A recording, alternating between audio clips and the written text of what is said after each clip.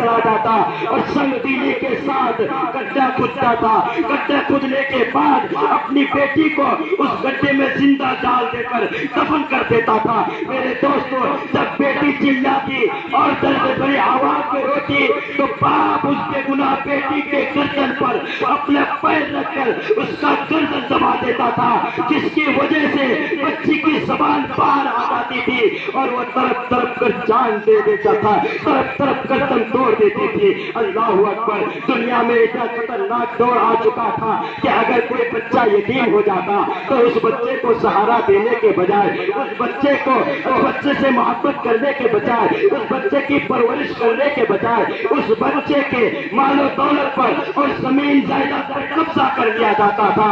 المختصر یہ کہ مجبور اور بے سہارا عورتیں سزکیاں لے رہی تھی, بے گناہ بچیاں آئے بڑھ رہی تھی. انسان کا دل کی پوجا کرتا تھا اور اخلاقی طور پر انسان کا اخلاق اتنا گر چکا تھا, اخلاقی طور پر انسان اتنا گر چکا تھا کہ سگی بہنوں سے شادی کی جا رہی تھی. اللہ اکبر. میرے دوستوں, غور کرنے کا مقام ہے, رسول پاک جب اس دنیا میں تشریف نہ لائے تھے اس دنیا کا ماحول کیسا تھا, ذرا اس پر نظر ڈالیے گا. جب رسول پاک اس دنیا میں تشریف نہ لائے تھے تو اپنی بہنوں سے یعنی سگی بہنوں سے شادی کی جا رہی تھی. بیٹیوں کو بھیٹ چڑھایا جاتا تھا, لڑکیوں کو دریا میں ڈال دی جاتی تھی اور بچیوں کو زندہ درگور کر دیا جاتا تھا. میرے دوستوں, اور سب سے بڑی بات تو یہ ہے کہ اگر کسی جوان لڑکی کا شوہر مر جاتا تو اس عورت کو اس دنیا میں جینے کا کوئی حق نہیں تھا.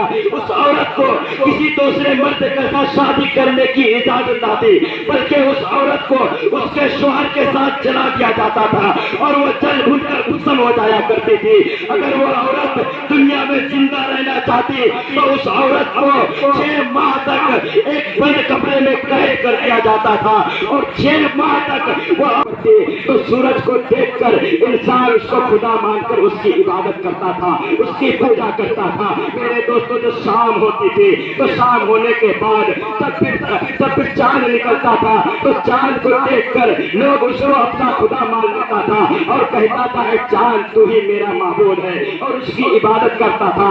رات کی تاریکی میں جب ستارے چمکتے تھے تو لوگ چمکتے ہوئے ستاروں کو دیکھ کر اسے خدا مان لیتا تھا اور کہتا تھا کہ تو ہی میرا معبود ہے. میرے دوستو, جب انسان کی نظر سمندر کے لہروں پر پڑتی تو سمندر کے لہروں کو دیکھ کر انسان سمندر کے لہروں کو خدا مان لیتا تھا. انسان کی نظر بڑے بڑے پہاڑ پر پڑتے تو بڑے بڑے پہاڑ کو دیکھ کر پہاڑوں کو خدا مان لیتا تھا اور کہتا تھا اے پہاڑ تو ہی میرا معبود ہے. المختصر یہ کہ عرب کی سرزمین سے لے کر ہندوستان تک, عرب کی سرزمین سے لے کر ہندوستان تک کفر و گمراہی کے بادل چھائے ہوئے تھے.